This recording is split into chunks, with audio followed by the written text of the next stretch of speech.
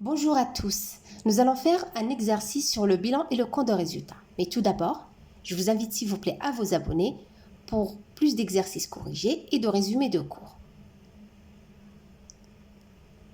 On vous communique les données suivantes et on vous demande de constituer le bilan et le compte de résultats. Alors, pour la première donnée, la caisse.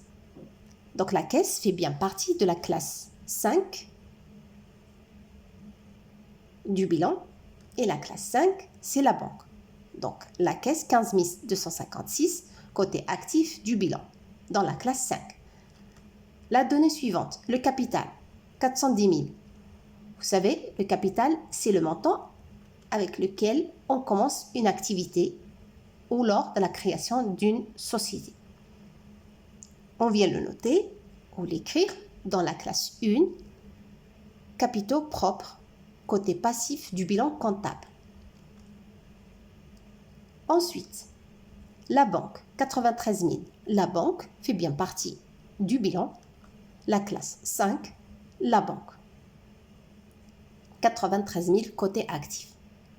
Ensuite, personnel, 12 000.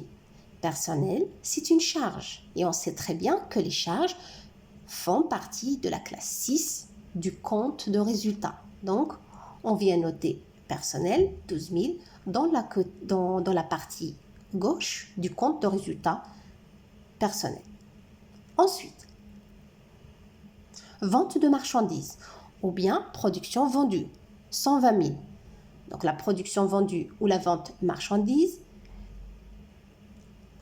est un produit ou bien ce sont des produits et donc ils font partie ou elle fait partie cette vente du compte de résultat côté droit dans les produits d'exploitation. Ensuite, pour fournisseurs. Fournisseurs, c'est bien la classe 4, côté passif du bilan, 169 411. Donc, c'est bien côté passif du bilan comptable fournisseur, 169 411, dans la classe 4. Ensuite, pour les emprunts, 95 000, et donc, c'est dans la même classe que le capital, parce qu'on emprunte de l'argent pour commencer une activité ou créer une entreprise. Voilà. Donc, fait bien partie de la classe 1, capitaux propres du bilan côté passif. Ensuite, les charges sociales. Les charges sociales, c'est très simple. Donc, il s'agit bien de la classe 6 du compte de résultat. Donc, on vient les noter. Les charges sociales, 17 230 dans la partie gauche du compte de résultat, les charges. Et donc, elles font bien partie des charges d'exploitation, les charges sociales. Installation. Donc, installation fait partie, ou bien font partie plutôt de la classe. À votre avis, donc elles font partie plutôt du bilan, la classe 2.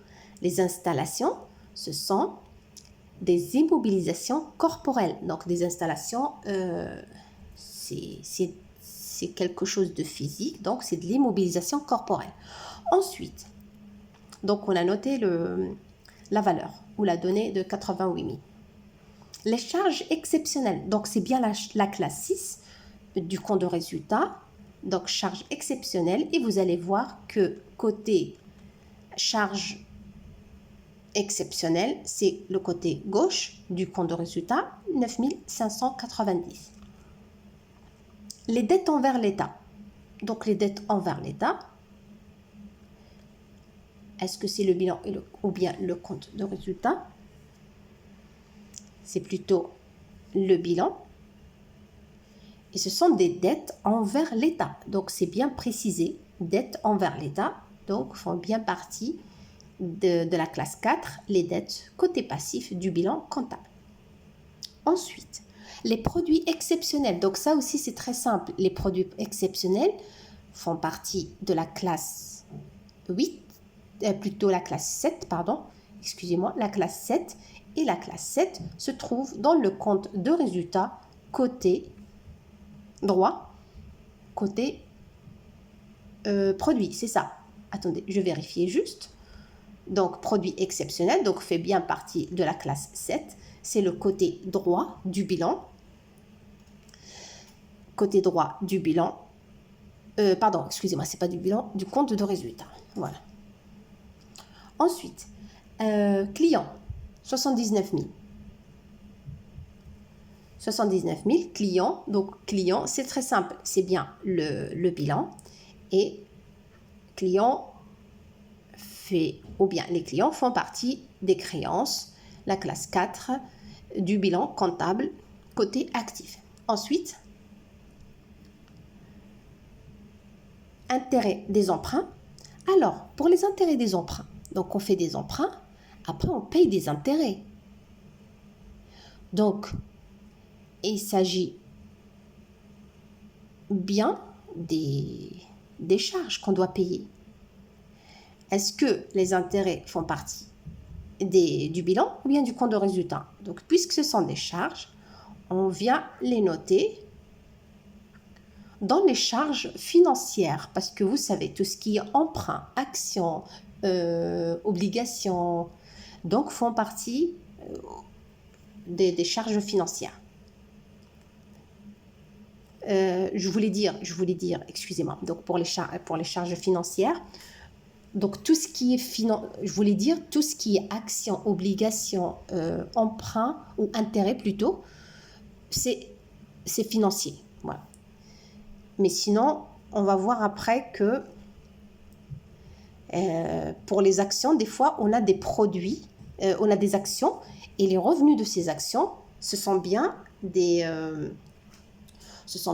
produits financiers et pas des charges financières. Voilà. Donc, j'espère que vous avez bien compris ce que je voulais dire. Voilà. Donc, les intérêts d'emprunt, ce sont bien des charges. On les note ou bien on les écrit dans le côté charge du compte de résultat. Après, qu'est-ce qui nous reste? Et il nous reste les achats ou bien achats de marchandises. Donc, achat de marchandises, est-ce que c'est est-ce que c'est le bilan ou le compte de résultat, achat de marchandises?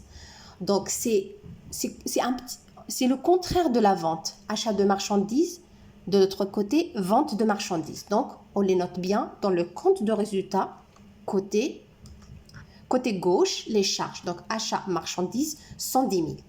Ensuite, la donnée suivante, matériel. Excusez-moi. Donc, matériel, c'est quoi? Matériel, ça peut être un véhicule, ça peut être mobilier, ça peut être un mobilier de bureau, je voulais dire. Ça peut être une voiture, une machine, voilà. Donc, matériel, 267 000. Cette donnée-là, on l'écrit dans la classe 2 du bilan comptable, dans la classe 2 immobilisation. Donc, il s'agit bien des immobilisations corporelles. Et j'avais déjà posté une vidéo sur le détail justement du bilan et la différence entre les immobilisations corporelles et incorporelles. Mais bien sûr, il existe aussi l'immobilisation financière. Ensuite, donc matériel, stock marchandises. Donc, quand on entend dire stock marchandises, donc c'est bien la classe 3 du bilan. Stock marchandises, 310 000. Ensuite, revenu des actions. Et voilà, là, on va voir le contraire de intérêt des emprunts. Donc là, revenu des actions, ça veut dire qu'on a acheté des actions et ça a généré des revenus. Donc, il s'agit bien des produits financiers, pas des produits d'exploitation, on est d'accord. Donc, revenu des actions, ce sont bien des produits financiers. Ensuite, la dernière donnée, prime d'assurance. Prime d'assurance. Donc, prime d'assurance. Donc, assurance, c'est bien une charge assurance. Donc, prime d'assurance, excusez-moi pour cette page qui... Alors, prime d'assurance fait bien partie des charges qu'on doit régler. Et ça fait partie, les charges, la classe 6 font partie du compte de résultat. Donc voilà, j'ai noté toutes les données ici. Et qu'est-ce qu'on va faire? Donc, j'ai noté un petit peu dans ce qui dans le compte de résultat. Il y a des données où on a mis, qu'on a mises dans le compte de résultat. Et les autres dans le compte, dans le bilan ou le bilan comptable plutôt. Voilà. Donc, pour équilibrer justement le compte ou bien le bilan comptable doit être équilibré. Donc, on fait le total de l'actif et le total du passif.